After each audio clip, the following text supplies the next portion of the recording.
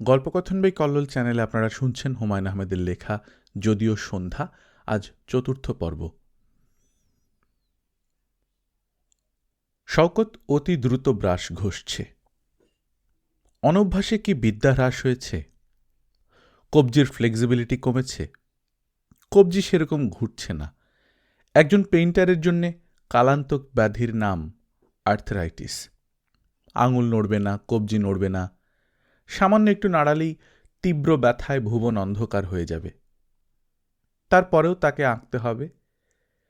একজন সঙ্গীত সাধকের কালান্তক ব্যাধি বধিরতা। তিনি সঙ্গীত সৃষ্টি করবেন, কিন্তু কিছু শুনতে পাবেন না।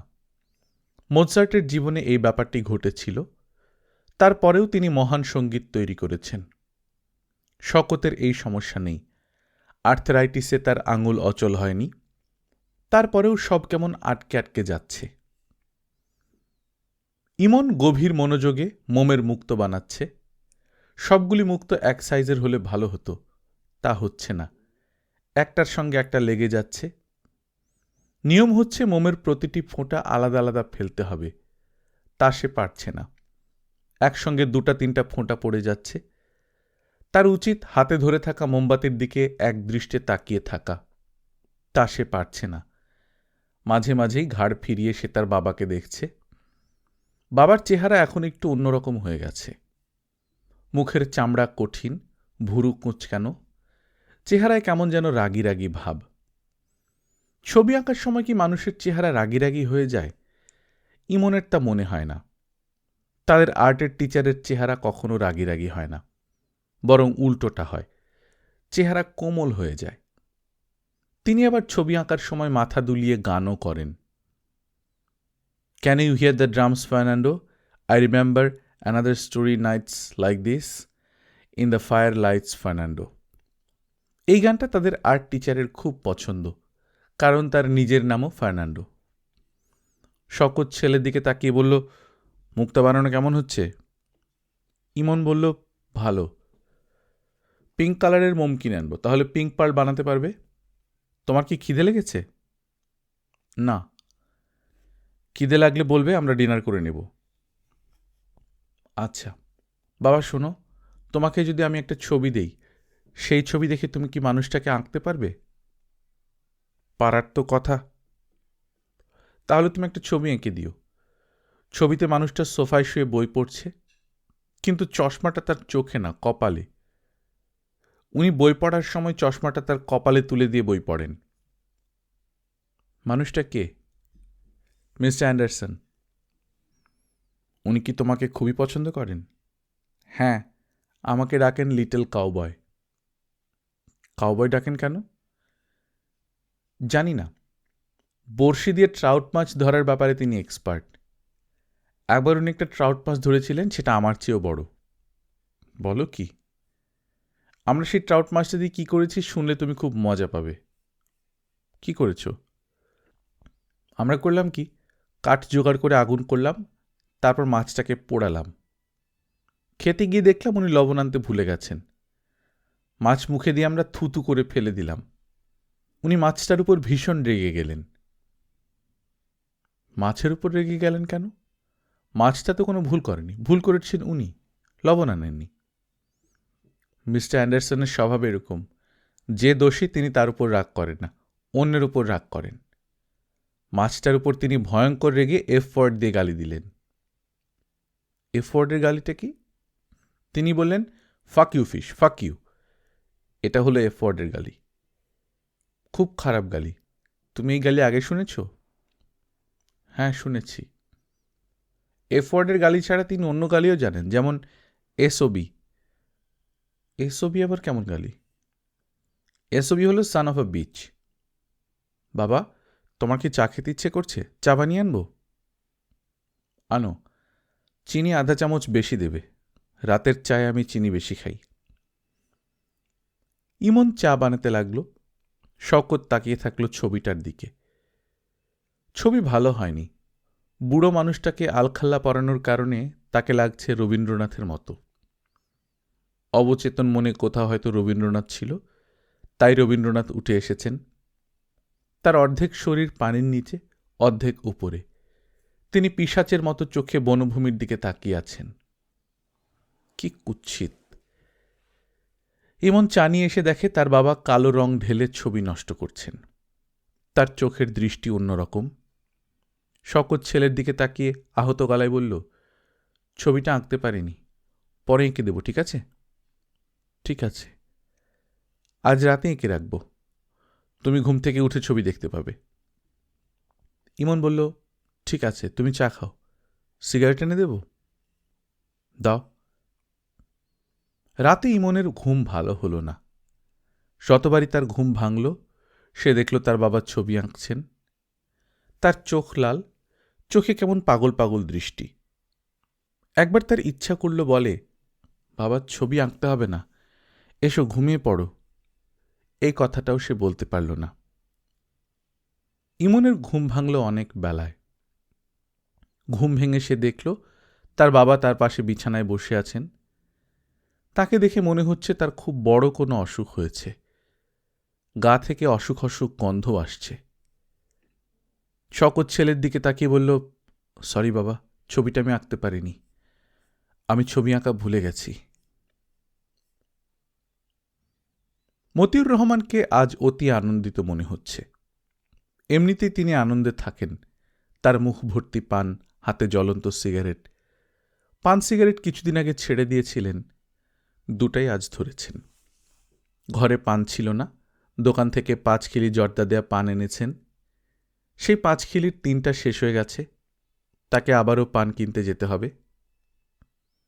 মতিউর রহমানের আনন্দের কারণ তার বড় মেয়ের বিয়ে ঠিক হয়ে গেছে। ছেলে ভালো, গ্রামে খামার বাড়ি করেছে, 2টা পুকুর কাটিয়েছে। পুকুরে মাছের চাষ হয়। হাঁস, মুরগি, গরু, ছাগল নিয়ে থাকে বলে বোধহয় চেহারায় চাষা চাষা ভাব আছে। সেটা কোনো বড় ব্যাপার না। পুরুষের পরিচয় চেহারায় না, কর্মে।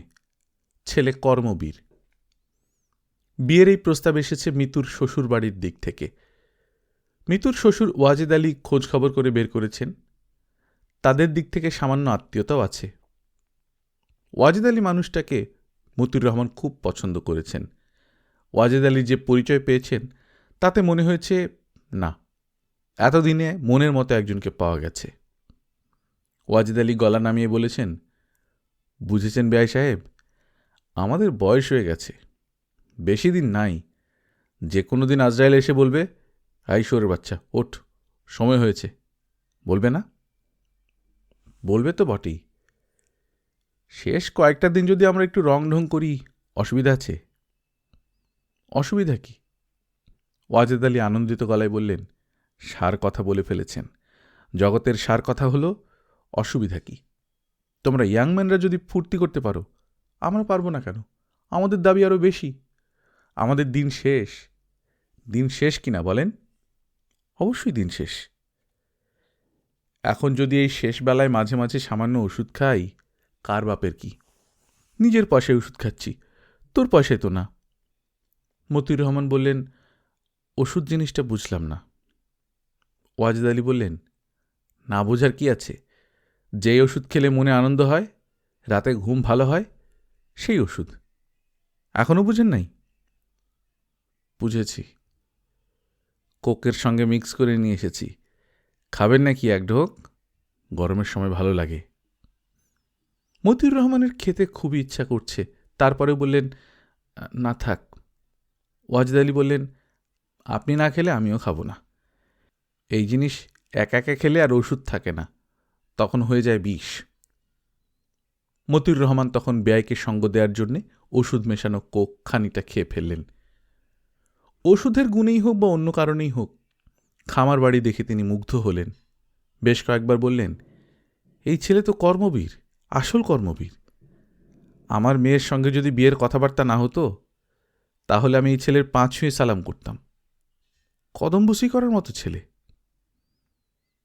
ফেরার পথে তিনি খামারের 4 কেজি দুধ, লাউ, লাউ শাক, পুকুরের সরপুটি, 1 ঝুড়ি কাঁচা বাদাম নিয়ে ফিরলেন। ছেলে এই প্রথমবার চীনাবাদামের চাষ করেছে, ভালো ফলন হয়েছে। মতিউর রহমান ছেলের 2টো ছবিও নিয়ে এসেছেন, আনিকাকে দেখাবেন।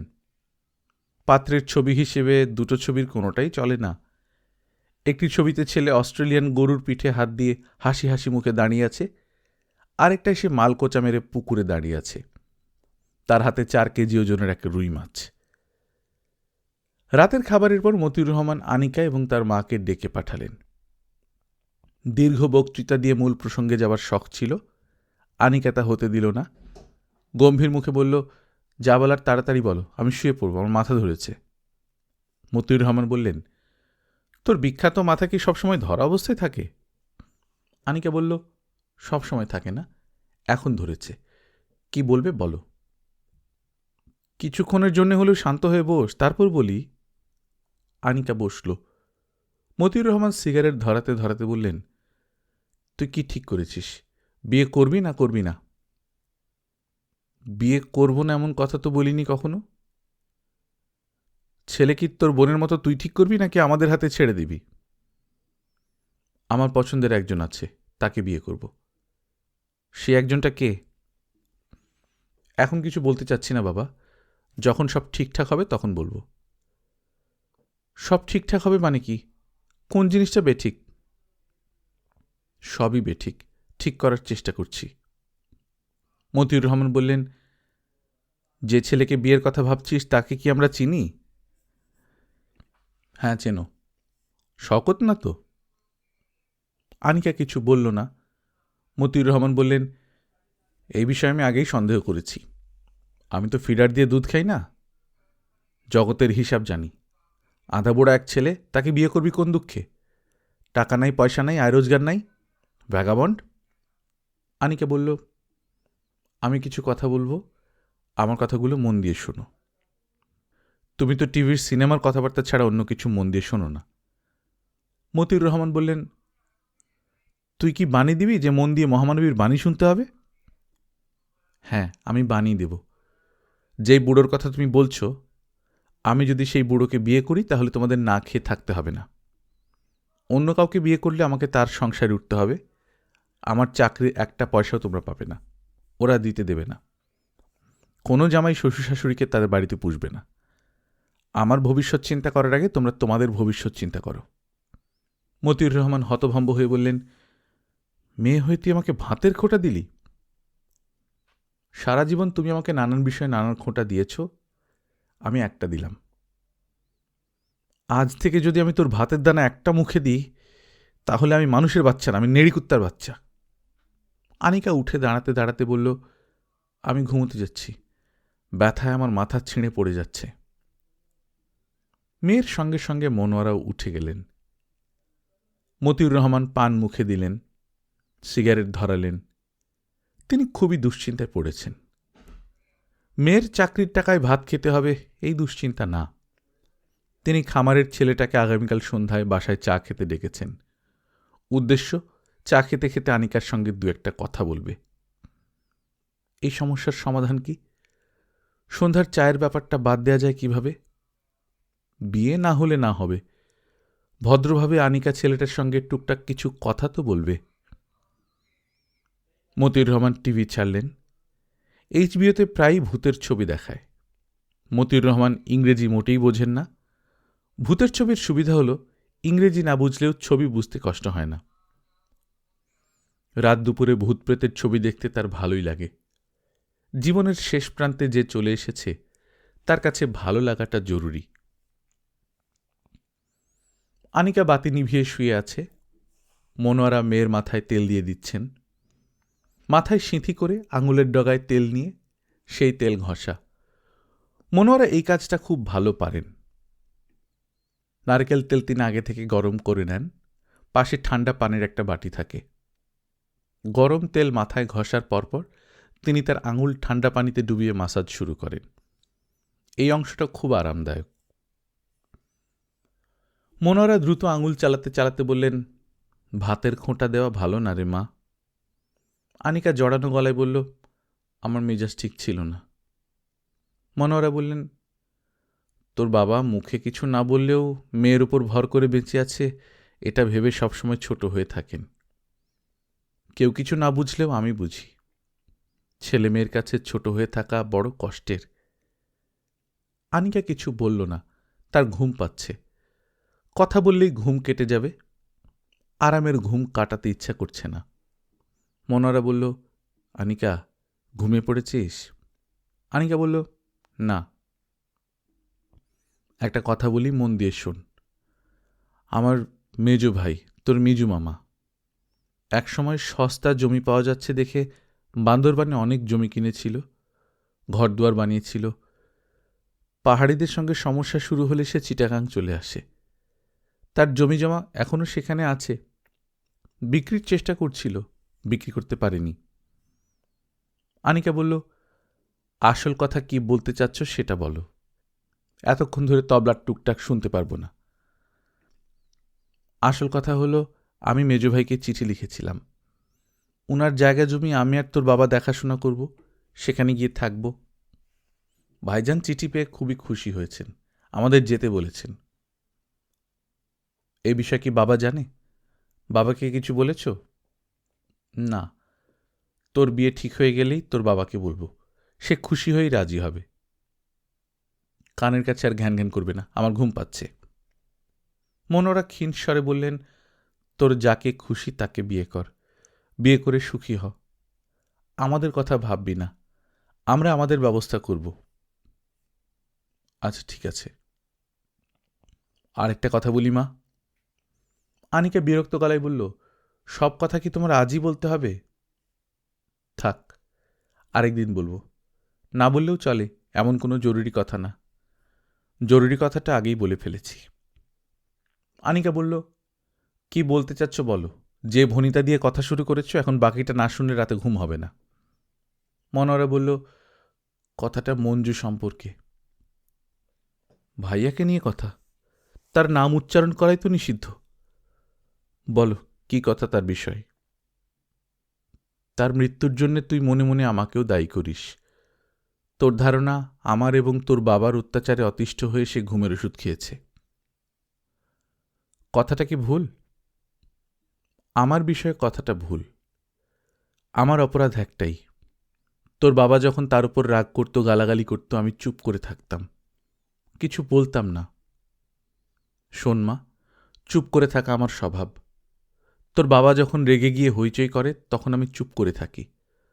তোর ওপর যখন রেগে যায় তখনও কিন্তু চুপ করেই থাকি। যখন বুঝি তুই মনে কষ্ট পেয়েছিস তখন মাথায় তেল মাখিয়ে দিই। তোর মাথায় যেমন আমি বিলি কেটে দিই, মঞ্জুর মাথায়ও দিতাম। আনিকা বিছানা থেকে উঠে বসল, মার দিকে তাকালো। মনোয়ারা বললেন, মঞ্জু ঘুমের ওষুধ খাবার আগে 2টা চিঠি লিখেছিল, একটা তোর বাবাকে, একটা আমাকে। আমার চিঠিটা তুই একদিন পড়ে দেখিস। চিঠিটা কাউকে পড়াতে লজ্জা লাগে বলেই লুকিয়ে রাখি। চিঠি তুমি সঙ্গে করেই নিয়ে এসেছো, তাই না মা? হ্যাঁ। চিঠিটা রাখো, রেখে চলে যাও। আমার সামনেই পড়। না। মনোয়ারা তেলের বাটি নিয়ে উঠে গেলেন। দামি রেডিও বন্ড কাগজে গুটি গুটি করে লেখা চিঠি, মুক্তার মতো হাতের লেখা, যেন সাদা কাগজে অক্ষর সাজিয়ে ছবি আঁকা হয়েছে। মাগো, আমি খুব বড় একটা ভুল করতে যাচ্ছি, তুমি আমাকে ক্ষমা করে দিও মা। একটা কষ্ট নিয়ে আমি পৃথিবী থেকে যাচ্ছি, কষ্টটা হচ্ছে তোমার স্নেহের ঋণ আমি শোধ করতে পারলাম না। প্রায়ই খুব কষ্ট পেয়ে আমি রাতে শুয়ে শুয়ে কাঁদতাম, আমার ঘুম আসত না। তুমি গভীর রাতে তেলের বাটি নিয়ে আসতে, একটা কথাও বলতে না। আমার মাথা তোমার কোলে তুলে নিয়ে চুলে বিলি কাটতে। কেন কিছু কিছু মানুষ তোমার মতো ভালো হয়? মা শোনো, আমরা সবচেয়ে কষ্ট পাই কিন্তু ভালো মানুষদের জন্য। তুমি এত ভালো কেন হলে? তোমার ছেলে মঞ্জু। আজ ইমনের জন্মদিন। জন্মদিনের ছোট্ট মানুষটা খালি গায়ে গুটিসুটি মেরে শুয়ে আছে। ঘুমাবার সময় তার গায়ে লাল রঙের একটা টি শার্ট ছিল। কখন খুলেছে কে জানে। নিশ্চয়ই গরম লাগছিল। গরম লাগার কথা। সিলিং ফ্যানে কোনো একটা সমস্যা আছে, প্রচণ্ড শব্দে ঘোরে, সেই তুলনায় বাতাস হয় না। শওকত ছেলের দিকে তাকিয়ে আছে, খুব মায়া লাগছে। বেচারা যে আগ্রহ নিয়ে বাবার কাছে এসেছিল, সেই আগ্রহের ফল কি সে পেয়েছে? মনে হয় না। ছেলেকে আনন্দে অভিভূত করার মতো কিছু করতে পারেনি। গল্প করেছে, এই পর্যন্তই। গল্প করে কাউকে মুগ্ধ করার ক্ষমতা তার নেই। ছেলেটাকে নিয়ে ঢাকার বাইরে কোথাও যেতে পারলে হতো, যাওয়া হয়নি। কেন জানি ইচ্ছা করেনি। মানুষের বয়স যত বাড়তে থাকে তার ইচ্ছাগুলিও ছোট হতে থাকে। তার এখন দিনরাত ঘরে বসে থাকতেই ভালো লাগে। সমস্ত ইচ্ছা ছোট্ট একটা ঘরে বন্দী হয়ে গেছে। শওকত বিছানা থেকে নামল। সে এখন মগ ভর্তি করে চা বানাবে। বারান্দায় দাঁড়িয়ে দিনের প্রথম সিগারেটটা ধরাবে। প্রথম সিগারেট শেষ হবার পর দ্বিতীয় সিগারেট। মানুষ খুব সহজে রুটিনে আটকা পড়ে যায়। সে রুটিনে আটকা পড়ে গেছে। সকালে মগ ভর্তি চা তার রুটিনের অংশ। আকাশে মেঘ করেছে। ঝুম বৃষ্টি হবে এরকম মেঘ না। এই কদিনে একবারও ঝুম বৃষ্টি হয়নি যে ছেলেকে নিয়ে সে বৃষ্টিতে ভিজবে। আনন্দময় কোনো স্মৃতিকে এই ছেলে নিয়ে যেতে পারবে? আজ ইমনের জন্মদিন। আজ সে থাকবে, আগামীকালও থাকবে। পরশু তাকে তার মায়ের কাছে দিয়ে আসতে হবে। যেখান থেকে সে এসেছিল সেখানে ফেরত যাবে। মিস্টার অ্যান্ডারসন নামে একজন মানুষের হাত ধরে সে লেকে মাছ ধরতে যাবে। বাড়ির পেছনের পোর্চে মিস্টার অ্যান্ডারসন বারবিকিউ করবেন। ইমন তাকে সাহায্য করবে, এখন যেমন তার বাবাকে সাহায্য করছে সেরকম। চা বানানোর একটা বিদ্যা সে তার বাবার কাছ থেকে শিখেছে। এই বিদ্যা নিশ্চয়ই সে মিস্টার অ্যান্ডারসনকে দেখাবে। শওকত চায়ের মগ নিয়ে মেঝেতে বসল। এই বাসা তাকে ছেড়ে দিতে হবে। এখানে অ্যাপার্টমেন্ট কমপ্লেক্স হবে। মাপামাপি খোঁড়াখুঁড়ি শুরু হবে এই মাসের শেষ থেকে। শওকতকে নতুন কোনো আস্তানা খুঁজে বের করতে হবে। গ্রামের বাড়িঘর ঠিক করে কিছুদিন গ্রামে গিয়ে থাকলে হয়। ইমনকে গ্রামের বাড়ি দেখিয়ে নিয়ে এলে হতো। ঝোপ, বাঁশবন, ডোবা। বাড়ির পেছনে বিলের মতো আছে। সকালের দিকে সেই বিলে অনেক বক দেখা যায়। এইসব দৃশ্য দেখলে সে মজা পেত। তাকে কোনো কিছুই দেখানো হয়নি। মিস্টার অ্যান্ডারসনের একটা ছবি আঁকা হয়নি। আঁকা হবে এমন মনে হচ্ছে না। ছবি বানানোর বিদ্যা তাকে ছেড়ে গেছে। মাথার কোনো এক রহস্যময় জায়গায় জট লেগে গেছে। হয়তো কোনো একদিন সেই জট খুলবে। সে আবারও ছবি আঁকতে শুরু করবে। তখন মিস্টার অ্যান্ডারসনের ছবিটা এঁকে তাকে পাঠিয়ে দিতে হবে। সঙ্গে একটা চিঠি। চিঠিটা সে বাংলায় লিখবে, তারপর ভালো ইংরেজি জানে এমন কাউকে দিয়ে অনুবাদ করিয়ে নেবে। সে দ্বিতীয় সিগারেটটা ধরিয়ে চিঠির বিষয়বস্তু নিয়ে ভাবতে শুরু করল। প্রিয় মিস্টার অ্যান্ডারসন, জল রঙে আঁকা আপনার একটা ছবি পাঠালাম। ছবিতে আপনি এবং ইমন মাছ ধরছেন। আমার ছেলেটিকে আপনি যে মমতা এবং স্নেহ দেখিয়েছেন তা সে মনে রেখেছে এবং আমার কাছে প্রতিটি গল্প অত্যন্ত আনন্দের সঙ্গে করেছে। আপনি আমার পুত্রের প্রতি যে স্নেহ দেখিয়েছেন তা যেন বহুগুণে আপনার কাছে ফিরে আসে, আমি সেই প্রার্থনা করছি। ইমনের কাছে শুনে শুনে আমি আপনার একটি রূপক ছবি আমার মনে তৈরি করেছি। ছবিটি বটবৃক্ষের।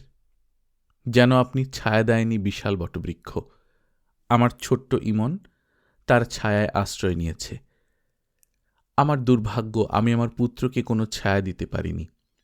আমি একজন পরাজিত পেইন্টার। পরাজিত মানুষ ছায়া দিতে পারে না, কারণ তারা নিজেরাই ছায়া খুঁজে বেড়ায়। আপনি আমার এই চিঠি পড়ে ভাববেন না যে আমি ছেলেকে কাছে না পেয়ে খুব মনোকষ্টে থাকি। মানুষ অতি দ্রুত সমস্ত পরিস্থিতিতে অভ্যস্ত হয়ে যায়। আমিও অভ্যস্ত হয়ে গেছি। ইমন কেমন আছে, কি করছে, এইসব সেন্টিমেন্টাল বিষয় নিয়ে ভাবি না। শুধু তার জন্মদিনে 9 ইঞ্চি বাই 12 ইঞ্চি ইজেলে মনের সুখে লেমনিয়েলো রং মাখাই। তার জন্মের পরপর আমি তার নাম রেখেছিলাম লেমনিয়েলো। শওকত হঠাৎ হাতের সিগারেট ফেলে দিয়ে বিরক্ত মুখে উঠে দাঁড়াল। মনে মনে লম্বা চিঠি ফেঁদে বসেছে। কোনো মানে হয়? কাকে দিয়ে অনুবাদ করাবে? তার চেয়ে নিজেই একটা কাগজে লিখবে, উইথ কমপ্লিমেন্টস ফ্রম ইমনস ড্যাড। কিংবা শুধু লেখা থাকবে, উইথ কমপ্লিমেন্টস। নিচে সে তার নাম সই করবে। ইমন জেগে উঠেছে। বাবার সন্ধানে সে চলে এসেছে বারান্দায়। শওকত বলল, হ্যালো। ইমন বলল, হ্যালো, গুড মর্নিং। আজ তোমার জন্মদিন। Happy birthday baby. Thank you. কী করতে চাও জন্মদিনে? জানি না। আমেরিকায় কীভাবে জন্মদিন করতে? স্কুলের সব বন্ধুরা আসতো, কেক কাটা হতো, গিফট খোলা হতো। এর বাইরে বিশেষ কিছু হতো না? আমার ধারণা মিস্টার অ্যান্ডারসন তোমার জন্মদিনে মজার কিছু করেন। কি ঠিক না? হ্যাঁ ঠিক। উনি ক্লাউনের পোশাক পরে ম্যাজিক শো করেন। উনি ম্যাজিক জানেন নাকি? খুব ভালো ম্যাজিক জানেন। আর তোমার মা, সে বিশেষ কিছু করে না? না, কিছুই করে না। মা শুধু কেক কাটার সময় তোমার হয়ে আমার কপালে চুমু দেয়। আমার হয়ে চুমু? মা বলে, লেমনিয়েলো, হ্যাপি বার্থডে। তুমি তো আমাকে লেমনিয়েলো নাম দিয়েছিলে। আমার জন্মদিনে মা একবার এই নামে আমাকে ডাকে। শওকত শান্ত গলায় বলল, এতটা সম্মান তোমার মা আমাকে দেয় এটা আমি চিন্তাও করিনি। যাও, হাত মুখ ধুয়ে এসো। জন্মদিন আমরা কি করব ঠিক করে ফেলি। তোমার মাকে দাওয়াত করে নিয়ে আসি। মা আসবে না। অবশ্যই আসবে। আসবে না। মা আগেই বলে দিয়েছে এই জন্মদিনটা আমি যেন শুধু তোমার জন্যে করি। শুধু তুমি আর আমি জন্মদিন করব? তুমি তোমার বন্ধুদের বলো। তোমার বন্ধু নেই? শওকত বলল, না, একসময় অনেক বন্ধু ছিল, এখন আর তাদের সঙ্গে যোগাযোগ নেই। কারোর সঙ্গে যোগাযোগ নেই? অনেকের সঙ্গে হঠাৎ পথে দেখা হয়। তাদের বাসার ঠিকানা জানি না, শুধু একজনের ঠিকানা জানি। তৌফিক, ধানমন্ডিতে থাকে, বড় পেইন্টার হিসেবে নাম করেছে। ওনাকে আসতে বলো। তুমি কি আমার জন্য কোনো গিফট কিনেছো বাবা? না। গিফট কিনতে হবে। মিস্টার অ্যান্ডারসন, তুমি আমাকে কি গিফট দেবে সেটা আমাকে গোপনে বলেছেন। আমি দেখতে চাই তার কথা ঠিক হয় কিনা। ইমন মিটিমিটি হাসছে। বাবাকে বড় ধরনের চিন্তার মধ্যে ফেলে দিতে পারায় সে খুব মজা পাচ্ছে। আজকের নাশতা বাইরে থেকে এসেছে, কিং বিরিয়ানি হাউসের তেহারি। বাংলাদেশের এই খাবারটা ইমনের পছন্দ হয়েছে। ইমনের ধারণা এই খাবারটা ম্যাকডোনাল্ডসের বার্গারের কাছাকাছি। সে অবশ্য তেহারি বলতে পারে না, বলে তোহারি। নাশতার মাঝখানে আনিকা এসে উপস্থিত। সে ঢুকল বিব্রত ভঙ্গিতে। ইমন চোখ বড় বড় করে তাকিয়ে আছে। এই প্রথম বাবার বাসায় সে বাইরের কাউকে আসতে দেখল। আনিকা ইমনের দিকে তাকিয়ে বলল, এমন, আমি তোমাকে দেখতে এসেছি। শুভ জন্মদিন। ইমন বলল, থ্যাংক ইউ। তোমার জন্য জন্মদিনের গিফট এনেছি। জানি না তোমার পছন্দ হবে কিনা। কি গিফট এনেছ? কচ্ছপের বাচ্চা। কিসের বাচ্চা? কচ্ছপের বাচ্চা। কচ্ছপ চেনো না? টার্টল। তোমাদের এখানে পেট শপ আছে? আছে। আনিকা হ্যান্ডব্যাগের ভেতর থেকে পানি ভর্তি হরলিক্সের বোতল বের করল। বোতলের ভেতর ছোট ছোট দুটা কচ্ছপের বাচ্চা ওঠানামা করছে। ইমন মুগ্ধ গলায় বলল, ও মাই গড, হোয়াট এ সারপ্রাইজ। ইমন হাতের চামচ ছুঁড়ে ফেলে ছুটে এসে হরলিক্সের বোতল হাতে নিল। আনিকা বলল, উপহার পছন্দ হয়েছে? খুব পছন্দ হয়েছে। I am so happy. আমাকে ধন্যবাদ দিলে না তো? আমি এত খুশি হয়েছি যে ধন্যবাদ দিতে ভুলে গেছি। মিস, আপনি আমাকে ক্ষমা করবেন। আমাকে মিস কেন বলছো? তোমাকে দেখে কি মনে হচ্ছে আমার এখনো বিয়ে হয়নি? হ্যাঁ। আনিকা শওকতের দিকে তাকিয়ে বলল, তুমি তো তোমার ছেলের জন্মদিনে আমাকে আসতে বলবে না, আমি নিজে থেকে চলে এসেছি। ভয় নেই, বেশিক্ষণ থাকবো না, আমার অফিস আছে, অফিসে চলে যাব। শওকত বলল, চা খেয়ে যাও। চা এক কাপ খেতে পারি। আনিকা ইমনের চেয়ারটায় বসল। বাসায় দুটাই চেয়ার। ইমন তার চেয়ার খালি করে দাঁড়িয়ে আছে। তার মুগ্ধ দৃষ্টি সে একবারও কচ্ছপ দুটো থেকে সরাচ্ছে না। আনিকা বলল, আমি তোমার এখানে আসতে আসতে ভাবছিলাম খুব সুন্দর একটা ছেলে দেখব, কিন্তু এত সুন্দর কাউকে দেখব ভাবিনি। তোমার ছেলের চেহারায় কোথায় যেন একটা দেবদূত দেবদূত ভাব আছে, ঠিক না? শওকত জবাব না দিয়ে চা বানাতে গেল। ইমন আনিকার দিকে তাকিয়ে বলল, আমি কি এদের হাত দিয়ে ধরতে পারি? এরা কি কামড়ায়? আনিকা বলল, এখন কামড়াবে না, তুমি ইচ্ছে করলে এদের হাতে নিতে পারো, তবে বড় হলে কিন্তু কামড়ায়, খুব শক্ত কামড়। এরা যখন কাউকে কামড়ে ধরে তখন আর ছাড়ে না। কামড়ে ধরেই থাকে? হ্যাঁ। তখন কি করলে এরা কামড় ছেড়ে দেয়? কিছুতেই ছাড়ে না। মাঝে মাঝে এমনও হয়েছে গলা কেটে ফেলতে হয়েছে, তারপর ছেড়েছে। আশ্চর্য তো। আশ্চর্যের কিছু নেই, মানুষের মধ্যেও এরকম কচ্ছপ স্বভাব আছে। কিছু মানুষ আছে যারা কচ্ছপের মতো, কাউকে কামড়ে ধরলে ছাড়ে না, যেমন আমি যদি কাউকে ধরি তাহলে ছাড়ি না, মৃত্যু পর্যন্ত ধরে রাখি। তুমি কাকে ধরেছ? আপাতত তোমাকে ধরেছি। ইমন একটা কচ্ছপ হাতে নিয়ে বারান্দায় চলে গেল। তার মাথায় কোনো পরিকল্পনা আছে। শওকত চায়ের কাপ নিয়ে ঢুকতে ঢুকতে বলল, আনিকা, তুমি আমার ছেলের সঙ্গে কথা বলার সময় সাবধানে বলবে। সে খুব স্মার্ট ছেলে, তুমি যা বলবে তা তো বুঝবেই, যা বলবে না তাও বুঝবে। আনিকা চায়ে চুমুক দিতে দিতে বলল, আমি যদি কিছুক্ষণ তোমাদের সঙ্গে থাকি তোমাদের অসুবিধা হবে? অসুবিধা কেন হবে? প্রশ্নের জবাব প্রশ্ন দিয়ে দিও না। অসুবিধা হবে কি হবে না সেটা বলো। অসুবিধা হবে না, বরং আমার খুবই লাভ হবে। আমি 2-3 ঘন্টার জন্য বাইরে যাব, ছেলেকে তোমার কাছে রেখে যেতে পারি। 3 ঘন্টা থাকতে পারবে? পারব। তোমাকে অফিস যেতে হবে না? তোমাদের সঙ্গে আজ বেশ কিছুক্ষণ থাকব। দুপুরে তোমাদের রান্না করে খাওয়াবো, এই ভেবে আজ আমি ছুটি নিয়েছি। তুমি থাকতে দেবে কি দেবে না এই ভেবে শুরুতে অফিস থেকে ছুটি নেবার কথা বলিনি। কি খাওয়াবে দুপুরে? তোমার ছেলে যা খেতে চায় তাই খাওয়াবো। তুমি রান্না করতে জানো তো, তাই জানতাম না। আমি অনেক কিছুই জানি যা তুমি জানো না। রান্না যে করবে জিনিসপত্র লাগবে না? সেই ব্যবস্থা আমি করব। নিউ মার্কেট থেকে বাজার করে আনবো। তোমার ছেলেকে সঙ্গে নিয়ে যাব। সে কি যাবে আমার সঙ্গে? যাবে। কচ্ছপ দিয়ে তুমি তাকে কবজা করে ফেলেছ।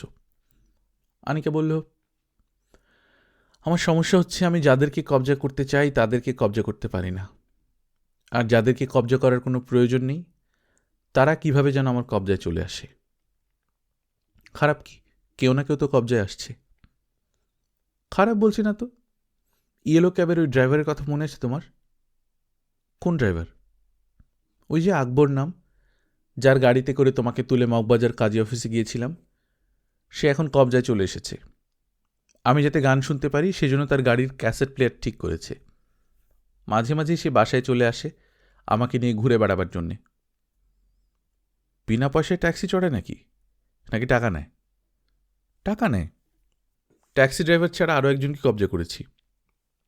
সে কে? নাম জামাল, খামারের মালিক। গরু ছাগল পোষে, পুকুরে মাছ চাষ করে। কাল সন্ধ্যায় আমাদের বাসায় এসেছিল চা খেতে। তার চোখের দৃষ্টি দেখে বুঝেছি আমাকে তার অসম্ভব মনে ধরেছে। আমি খুবই অবাক হয়েছি। অবাক হবার কি আছে? তুমি কি মনে ধরার মতো মেয়ে না? একসময় হয়তো ছিলাম, এখন নেই। আমার চেহারা, কথাবার্তা সব কেমন জানি শুকনো হয়ে গেছে। 10টা-5টা চাকরি করি বলে হয়তো এরকম হয়েছে। শওকত জবাব দিল না। আনিকা কেমন যেন দুঃখী দুঃখী মুখ করে আছে, তার মুখ দেখে মায়া লাগছে। আনিকা ছোট্ট করে নিঃশ্বাস ফেলে বলল, তোমার ছেলে কবে যাবে? পরশু। মন খারাপ? শওকত জবাব না দিয়ে উঠে দাঁড়াল। আনিকাকে দেখে সে খানিকটা স্বস্তি বোধ করছে। ঘণ্টা 2-3 তার আসলেই দরকার। পত্রিকা অফিসে যেতে হবে, ইলাস্ট্রেশনের কাজ করে দিয়ে আসতে হবে। দেরি হয়ে গেছে। মাসুম সাহেব এই দেরি সহজভাবে নেবেন বলে মনে হয় না। মেজাজ গরম মানুষ, হুট করে বলে বসতে পারেন, আপনাকে আমাদের আর দরকার নেই, আপনি আপনার পথ দেখুন, আমরা আমাদের পথ দেখব। ইলাস্ট্রেশন হিসেবে কাকের ঠ্যাং বগের ঠ্যাং চালাচ্ছেন, এই কাক বক দিয়ে আর চলবে না। মাসুম সাহেবের সঙ্গে দেখা করার আগে ইমনের মার সঙ্গে দেখা করা দরকার। ছেলের জন্মদিনে উপস্থিত থাকার নিমন্ত্রণ। ইমন বলছে তার মা আসবে না, কিন্তু শওকতের ধারণা সে আসবে। অনেকদিন ছেলেকে দেখেনি, বিশেষ একটা দিনে ছেলের সঙ্গে থাকার সুযোগ সে নষ্ট করবে না। রেবেকা কঠিন মেয়ে, কিন্তু এত কঠিন না। ইমন খুবই ব্যস্ত 2 কচ্ছপের দৌড় প্রতিযোগিতার আয়োজনে। আনিকা এই বিষয়ে তাকে সাহায্য করছে। মেঝেতে চক দিয়ে 2টা লাইন টানা হয়েছে। কচ্ছপ দুটিকে একসঙ্গে ছাড়া হচ্ছে। দুজনের একজন সোজাসুজি যাচ্ছে, অন্যজন শুরুতেই 90 ডিগ্রি টান করছে। ইমন এবং আনিকা দুজন হাল ছাড়ার পাত্র না, তারা চেষ্টা চালিয়ে যাচ্ছেই। আনিকা শুকনো মরিচের গুঁড়া এনে কচ্ছপের দৌড়ের জায়গা ছাড়া অন্য সব জায়গায় ছড়িয়ে দিয়েছে। এতে তেমন কোনো লাভ হয়নি।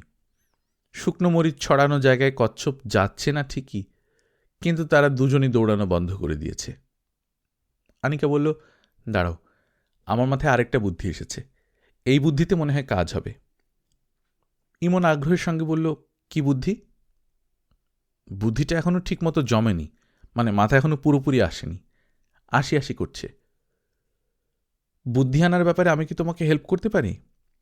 না, আমি চা বানানো শিখেছি, তুমি কি চা খাবে? চা বানানো কার কাছে শিখেছ? আমার বাবার কাছে। আর কিছু শিখেছ? খিচুড়ি বানানো শিখেছি, তবে সেটা কঠিন। দেখি চা বানাও তো, সাবধান আবার হাত পুড়িও না। ইমন আগ্রহের সঙ্গে চা বানাতে গেল। 2 কচ্ছপের দৌড় দেওয়ানোর জন্য মেয়েটার চেষ্টা দেখে সে মুগ্ধ। ছোটদের কোনো কাজেই বড়রা কখনোই এত আগ্রহ দেখায় না।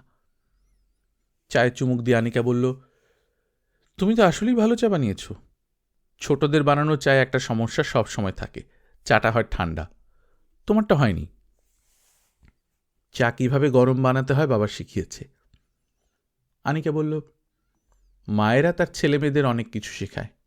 মায়ের শেখানো কোনো কিছুই ছেলেমেয়েরা মনে রাখে না, বাবারা যা শেখায় তাই মনে রাখে। ইমন বলল, তোমার বাবা তোমাকে কি শিখিয়েছিলেন? পানিতে চাকতি মারা। সেটা কি? একটা চাকতি নিয়ে পানিতে ছুঁড়ে মারা। চাকতিটা এমনভাবে ছুটতে হয় যেন পানি ছুঁয়ে ছুঁয়ে ব্যাঙের মতো লাফিয়ে লাফিয়ে যায়। দেখলে মনে হবে একটা ব্যাঙ পানির উপর দিয়ে লাফ দিয়ে যাচ্ছে। তোমার বাবা এটা তোমাকে শিখিয়েছেন? হ্যাঁ, আমরা গ্রামে বেড়াতে গিয়েছিলাম, পুকুর পাড়ে বসে আছি, বাবা এসে উপস্থিত। বাবাকে দেখে খুব ভয় পেলাম, দৌড়ে পালিয়ে যাব ভাবছি, তখন।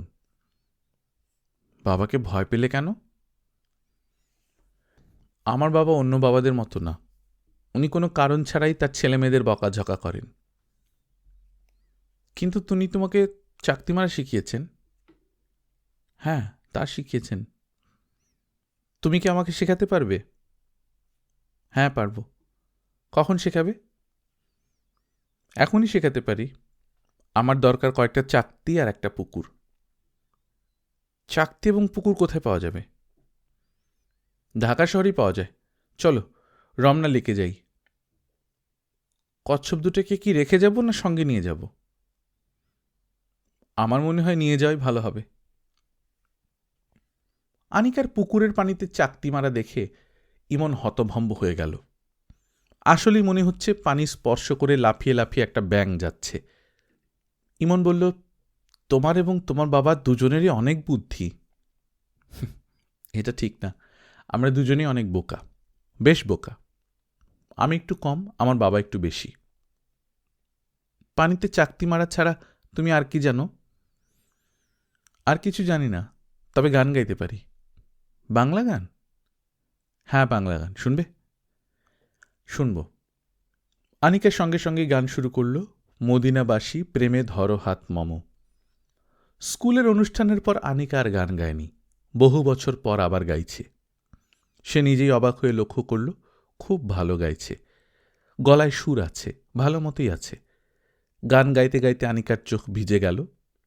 ইমন বলল, তুমি কাঁদছ কেন?